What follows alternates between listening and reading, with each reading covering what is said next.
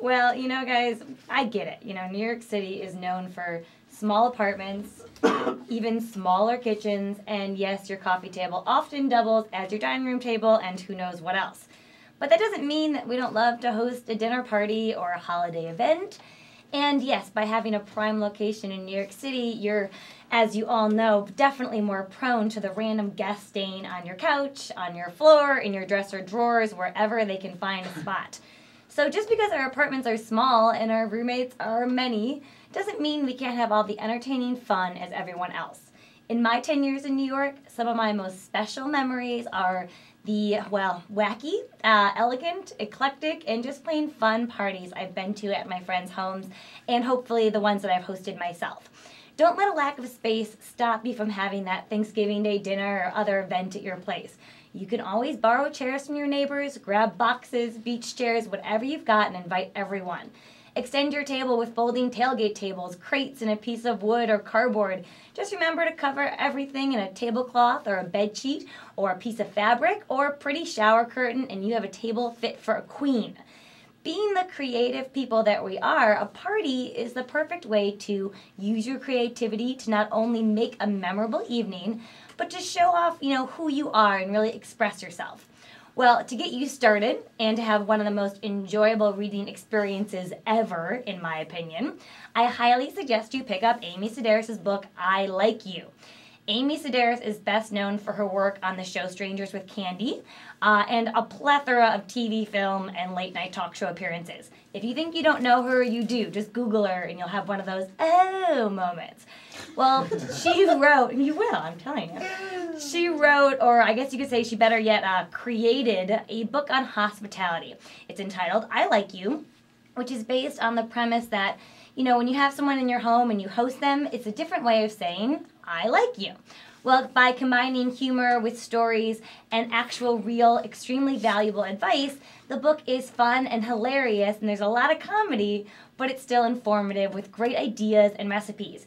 Each chapter pretty much starts with a story about a certain event, a situation, a particular person for which the party is for, and then she shares with you the recipes she made, how she created her themes and decorations, as well as side notes on everything from how to tell how intoxicated your guests are, or conversation topics, like these ones from page 49.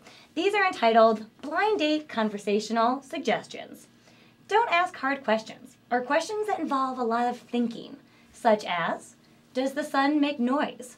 Do you tip a cobbler? How do you teach hope? When can we see each other again? Don't assume things. Where'd you go to high school? Maybe he didn't. What does your father do? Maybe he was murdered.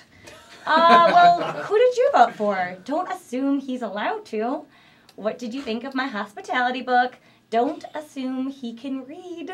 Other don'ts. Don't tell everything about yourself. Save it for your gynecologist. Don't cry. If you're drunk, don't call him after he leaves. Don't dress too young. Don't act too self-sufficient. Don't answer the door in a wedding dress and veil. He might not think you're joking. Be ready when your date arrives. Don't pick that time to hop in the shower. And remember, showers perk you up, bath relaxes you, digestion starts in the mouth. Well, yes, guys, every page is packed with just that great information and more, along with some amazing recipes, to-do lists on how to plan the perfect party, crafts, and side notes. But it's not just the content that makes the book entertaining, but the way it's laid out. It really reminds me of almost like a scrapbook. It's a piece of art where she has obviously taken time to fill every inch of every page and really make everything special. And it's personal, so don't try to make too much sense out of it. Don't wonder why she goes on chapters from ladies' night parties to entertaining the elderly to her small obsession with her rabbit. It doesn't have to make sense. Just know that every chapter will entertain you while inspiring ideas for making all that delicious food and enjoying your tiny New York City apartment in a whole new way. This is the perfect book for New York City dwellers. Well, to intrigue you or confuse you just a little bit further, I'd like to read the start of her chapter on rabbits from page 179. I have a rabbit. I don't want to say too much about it because talking about your pet is like talking about what you were doing at the age of 7 or your spiritual trip to India. No one really cares. It's like speaking on the phone with somebody while they're describing what their cat is doing. My rabbit is a big part of my life. I like to include her at all my get-togethers. I know that for people who don't have pets, lavishing large amounts of time or energy on a four-legged friend might seem ridiculous. That doesn't stop me from making my rabbit the center of my focus. In fact, my apartment is completely designed around my rabbit.